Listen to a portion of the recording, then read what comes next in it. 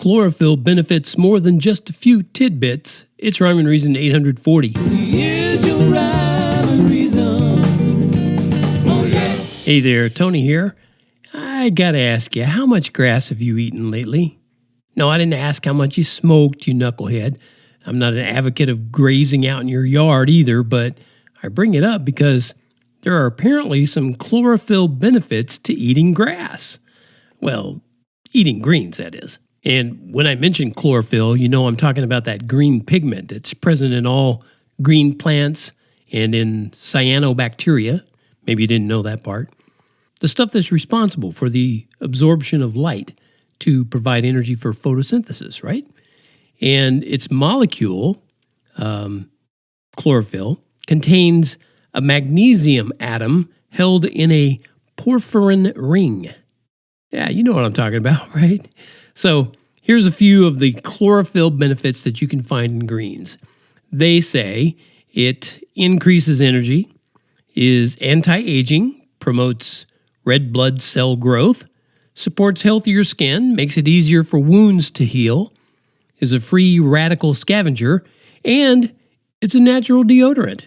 So pretty cool, right? No pun intended, pretty cool. Naturally, it depends on who you check with because there are people on both sides of the health fence when it comes to chlorophyll benefits. According to one article I read, research to support these claims is both lacking and conflicting. What? You mean you can say it has good stuff and then other people say maybe not? I'm not so sure about that. But I do know that since foods contain chlorophyll, they were designed to be that way. And the designer, also known as Jesus, originally created a world where every green herb would be food for us. Yeah, how about that? Thankfully, the designer is so much smarter than us. But you know us humans, or at least I hope you do, we always find a way to mess things up, right? And that includes the food supply. But to reiterate, the designer is so much smarter than us. He knew there would be problems with every green herb.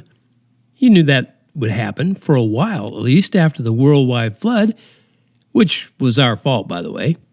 So he told Noah, you remember that guy who built the ark?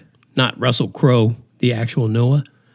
He told Noah that every moving thing that lives shall be food for you. So God went from every herb of the field to every living thing shall be food for you, talking to Noah and us humans. Because God knew that the animals could turn bad greens into good meat. And guess what's found in beef that comes from cattle that eat grass? Yep, chlorophyll benefits. Well, chlorophyll to be more precise, and to be even more precise, allow me to quote from a government website. So this isn't some sort of Christian conspiracy. The site says, because grass finishing alters the biochemistry of the beef, aroma and flavor will also be affected.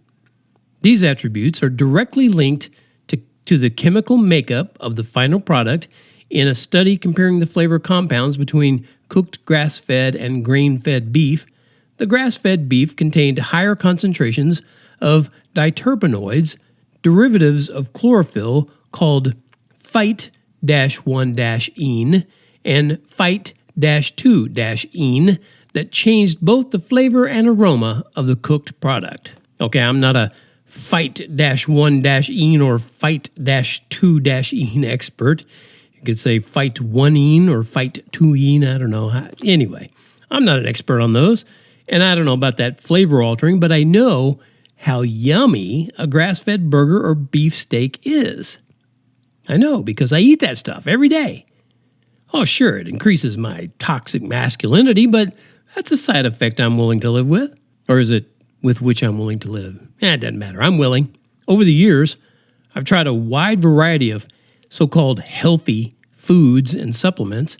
We even had a wheatgrass juicer in the Funder house for a while. So I can tell you from experience that chlorophyll benefits are much tastier in grass-fed beef than they are in every green herb. But as tasty as a juicy steak is, and as tasty as a burger with real butter and sea salt is, I'll be glad to never eat any more of them one fine day. And that fine day is coming, maybe soon.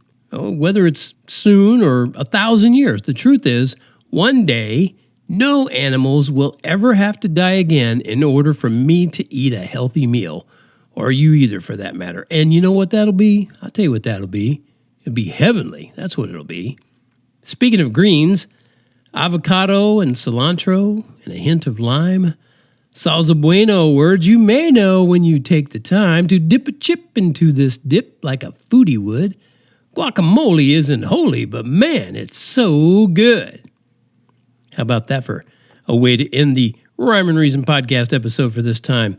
Thank you so much for tuning in, and I hope next time when you tune in, I'll be talking to you about diterpenoids. Well, maybe we'll drill in on that. No, I'm just kidding.